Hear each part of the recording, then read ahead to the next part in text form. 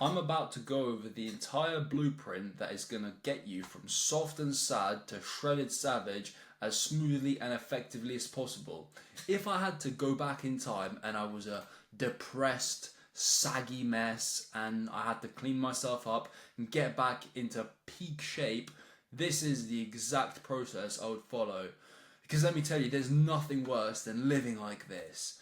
Yeah, the physique is mid, sure, but look at the eyes, man. The eyes say it all. Every single day that passes where you're not in savage shape and you're not living to your potential, you're losing energy, you have no drive, you're constantly battling, you're in a negative self talk, and you have absolutely no belief in your abilities because you haven't proved any competence, right? You're not building any momentum or progress in the rest of your life because you're constantly living in doubt, fear, you're procrastinating everything that needs doing because you just don't have this self belief to execute upon it. Because every time that you look in the mirror, you're just reminded of how many promises you've broken to yourself. So, how many more years are you going to keep living this way, just wasting time without that razor sharp edge that keeps you hungry and driven and pushing yourself every single day? And let me tell you, I wasted way too many years in this mess, but it's not necessarily a bad thing because now I've had so many mistakes that I can teach back to you. Because at the end of the day, time is the one thing that we'll never get back. So, step -1, before anything else, we have to take extreme accountability for our failures and accept the fact that everything is our fault. We should seek to put the blame on ourselves, even in circumstances when it doesn't make any sense. Because if we don't do that, we're always going to be at the utter mercy of outside forces. We're going to be a slave to the world and the people in it. And we're just going to be like a little leaf blown around in the wind with absolutely no control over our destiny. So first things first, we look in the mirror and we say to ourselves, everything is my fault and nobody is coming to save me. It's my responsibility to take the actions that are necessary in order to change my situation. However, my brain is the exact reason that I'm in this mess in the first place. So maybe I should stop trying to figure it out alone, drop my ego, and seek wisdom and guidance from the guys who've already walked the path I want to walk. And that is also a form of extreme accountability. That is the ultimate form of accountability because you're accepting the fact that you don't know what you don't know, and even if you go to someone who gives you a roadmap and a system and the mindset to make it work, you still have to do the work that is required. Once we've taken extreme accountability, this is going to help us lay the foundation of the identity work that is going to make this effective. How many times have you embarked upon a diet, a training plan? You always end up falling off and waiting to get motivation to start back up again. If that's you, then the problem is not in the technical details, the problem is in the identity. You still don't see yourself as the person who already has your dream physique. So rather than telling ourselves things like, I'm trying to get in shape, we have to start thinking about ourselves as, I am the type of person who will do what others won't so I can achieve what others can't. Because if this was easy, then everybody would be walking around, shredded abs, bicep veins, just in peak freak human condition.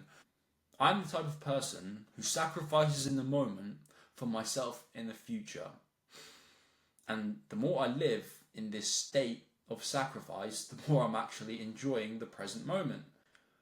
I am the type of person who welcomes challenge as growth and knows that every single obstacle is an opportunity to build myself up stronger. I'm the type of person who is not a slave to my impulses. I have control. I don't give in to every single craving and urge I get.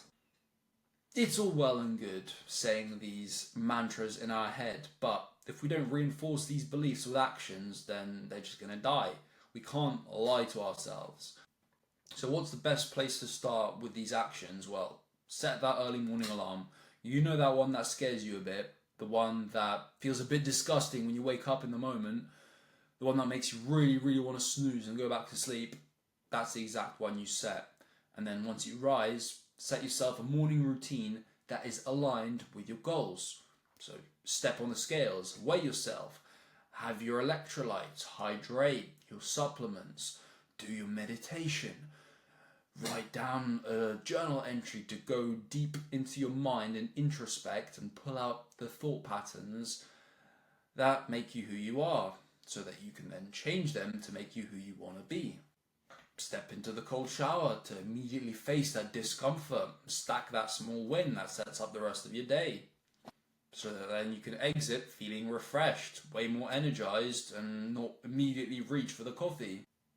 If you don't skip training, you might like lifting weights, that might be fun for you right now, but you don't skip cardio either. You don't take anything half-assed when you're training. You go all in. You don't go easy on yourself. You're always seeking discomfort in every single rep that you do. You don't half-ass your sets. No, everything is intentional. Everything is deliberate. Everything is intense. You have a repeatable daily routine. You're not always trying to optimize everything perfectly. You just stick to the same system over and over again, and you don't fall off the nutrition plan. You stick to it like glue. So you have these beliefs about yourself, you write them down, and then you reinforce them with actions, and this keeps feeding back into itself. And a few months down the road, you're not even going to recognize the man in the mirror. So now that we've laid the mental foundation, it's time to go to step one, which is the stabilization phase, where we're bringing order to the chaos. So my guess is you've been going up and down like a bit of a lunatic, going through binge restrict cycles where you feel guilty that you ate too much the day before, and so you cut your calories, maybe you do a fast, and then you get really hungry, so you binge again. Your days are just inconsistent as hell. You're yo-yoing up and down. You might go crazy on the caffeine one day and then cut it out entirely the next day. Your sleep schedule is an absolute nightmare. And there is essentially no stability, no consistency in any of your habits. This is why you need to go through this phase of just bringing order to all of the chaos. What does that involve? Well, first things first, we're going to set our calories to maintenance. We're not going to try and get immediately into a fat loss phase, because right now your system is all messed up. The inputs are way too chaotic. We need to bring it to a calm and steady position. You're going to set yourself up with a consistent training program that you don't skip, that you don't randomly decide to change exercises on one day and change your split the next week. No, we're gonna set yourself up with a 4, 5, 6 day a week training program. Obviously, this is exactly what I help all my guys with, set up for you. This is not something that you should try to cobble together yourself by watching a bunch of TikToks, because that's exactly what's going to lead to all of this freaking up and down craziness where you're changing random bits and pieces here and there. No, seek help, get a coach, and if you don't want to do that, there are free plans out there if you can have the accountability to follow them through. Nonetheless, have a consistent training program established that we're not going in and out with. We're not going easy one day and then going hard the next, depending on our motivation and how we feel. We don't wake up in the morning and ask, do I feel like training today? No. We have the training program set up. We're at maintenance calories, but even more importantly than just the calories, we have fixed all of our nutrient deficiencies I want you to do an experiment right now. For the next day, I want you to put all of the food that you eat in an app called Chronometer. This is going to give you a bit of a brutal awakening because you're going to see exactly how deficient you are in the key vitamins and minerals. And then you're not going to be surprised that you feel the way you feel. So we've dialed in our training, we're at a maintenance calorie level, and we're fixing our nutrient deficiencies, hopefully with the exact same meal plan every day, one day out a week where we just go on calories and macros. But we have everything stabilized. We're also going to do our best to reduce stress by any means necessary. And I get that life can be very unpredictable sometimes. Really, some things are out of our control, even though we have taken extreme accountability. However, just because life may be turbulent and there may be some things that are outside of our control, we can choose exactly how to respond to them. If we simply take the lens of seeing every challenge as an opportunity for growth and being excited for pain and suffering because we know who we're going to become on the other side of it, we can massively change our relationship with stress to look forward to it. Because stress is not necessarily a bad thing. Chronic stress is a terrible thing when we're constantly living in this low-level state of anxiety just throughout the day. But acute stress is actually very healthy. It makes us sharp, it keeps us alive. Meditation is a fantastic tool to help with stress, but do you know what's even more potent? It's actually putting yourself in extra stressful situations so that when you return back to baseline, it feels that much more serene and calm. Now, I'm not saying you should do stupid shit like jump out of an airplane without a parachute, but do some scary shit that makes you uncomfortable. So now that you have returned to a level of stability where all of your inputs are no longer all over the place, it's time to start the true shredding with the light shred phase. I'm going to get into a 200 calorie deficit or thereabouts where you notice it. You're definitely more hungry than you usually are throughout the day, and it's more than enough to allow you to start slowly dropping weight. You're going to set the goal of 10k steps daily, and I don't care how busy you think you are, it's actually way easier to get 10k than you think. Especially if you buy yourself a walking treadmill to put under your desk while you work. There really is no reason not to be able to get 10k steps a day. I'm not asking for anything crazy here. And as well as that, you're going to start adding 1 hour a week of intentional cardio when you're at the gym. You're on the incline treadmill or the Stairmaster or the bike, or even better, you're going outside with a heavy backpack, you're on a ruck. I love that form of cardio, but this is where we're getting slightly uncomfortable. We're not going all out yet. We're dropping that outer fluff and we're about to prime ourselves up for the deep shred phase, where this is where it's going to start to get tough. Some guys, most guys, they never make it to the deep shred phase because they haven't even mastered the light shred phase. This is where shit starts to get a little crazy. 300 to 500 calorie deficit is going to be your go-to, and the thing with calorie deficit is that it changes the lighter you get. So while you were at 90 kilos, your calorie deficit is going to be much higher than it is when you're 80 kilos. Because to get even lower, you're going to have to keep dropping even more. During a deep shred phase, I highly suggest expenditure of 15 to 20k steps a day. This is so helpful, not just because it burns extra calories, but it keeps you energized. That is crucial.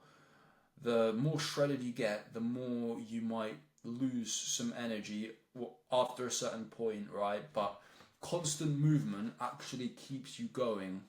And it sounds counterintuitive. You would expect that the more work you do, the more tired you'll be, but that's never the case. During this deep shred phase, we're going to couple this higher expenditure with 2 or 3 hours a week of extra intentional cardio. Now, I know that sounds like a lot. That is pretty crazy, but that's the whole point. This isn't supposed to be a sustainable lifestyle. This is just to get you into crazy conditioning.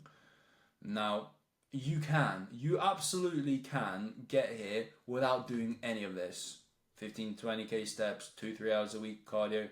You can get away with it by just dropping your calorie deficit and eating even less. The reason why I think that's a terrible idea is because the leaner you get, the less calories you can consume, the less nutrients you are also able to consume, which is going to make you feel even shitter. So, a great tactic is to raise your activity level so you can fit more calories in and get those nutrients that your body requires. During this phase, there are going to be times where your physique gets a lot flatter. You're going to think you're losing muscle, you're getting skinnier. That is not the case. No, you're simply losing fullness in your muscles because of glycogen. So, during this phase, if and when we see fit, we're going to be doing tactical carb refeeds to bring your physique back to life.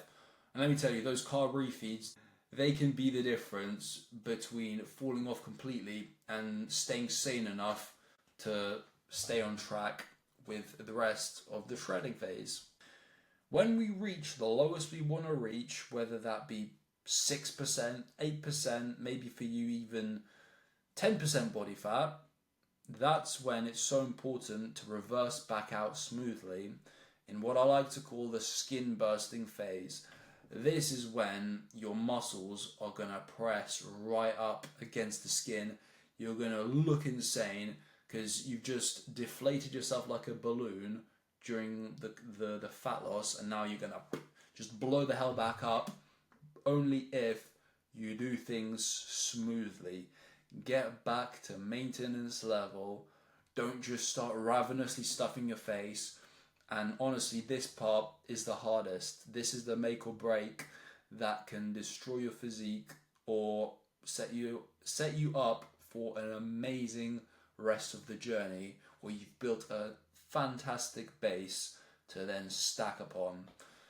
During this part, we're going to get back to maintenance calories, and remember, maintenance calories will have changed since we started the journey, but we're going to keep expenditure high as we can, steps, cardio, just to be able to allow us to eat more nutrients, and more food never ever hurts. If we master these phases properly, we're going to set ourselves up for a really high quality lean gain phase, because the more shredded you get, the more your body is sensitive to growth.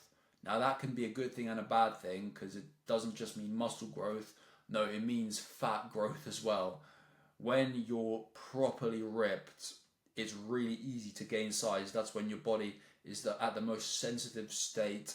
However, that size can come from either fat or muscle, so this is where we must be very, very careful. This is where it's time to be in a small calorie surplus just to grow lean tissue. We're going to gain like a teensy bit of fat as well, obviously, because you can't just stay this ripped year round while growing. But this still looks incredible. People are still going to be like, wow, you have a wonderful physique. And we're still going to feel like hot shit when we look in the mirror. However, in this stage, this is where it's so important to learn proper impulse control. It's very easy to go into the cope of, yeah, I'm bulking anyway. You start lying to yourself, using that as an excuse to just go on uncontrollable food binges just to feel a bit more safe and comfortable. But with a 200 calorie surplus, we shouldn't really be feeling that hungry throughout the day. We should be feeling good. It's just, it might not be that immediate, just blow up, bloating bulk where we notice the weight is being rapidly put on the scales. Because that's unhealthy. You actually shouldn't notice your weight go up like crazy. Definitely, most of it will be fat or water. It's not going to be muscle. In this phase, we're still nutrient maxing. We're still eating a very clean whole foods diet where all of our deficiencies are taken care of so that we can be sharp, energetic. Our workouts are just fuel to perfection. But we also want to keep our expenditure high. We want to get really fit. We just want to have amazing blood circulation. Our cardio can never go to shit. This also means that we can have even more calories, even more nutrients, and just stay leaner as we build. So you might be thinking to yourself, Matt, that's great. You've laid out the plan, but how long is this going to take? That actually depends entirely on you. Because you can waste years upon years just trying, failing, falling off, getting back on again, taking inconsistent action, or you can make the decision to go all in and not accept failure as an option, stop fucking around, and adopt the beliefs, habits, and actions of somebody who already has your dream physique. And if you do that, things will change like this. But if you do want to time travel and save yourself all this headache and frustration of trying to figure it all out alone, you're ready for some real results, click the link below. Maybe we'd be a good fit to work together, but only do it if you're serious. I don't like working with guys that aren't committed. No, I only like working with guys who take fucking action. So let's go. Hope you have an amazing day and I hope this was helpful.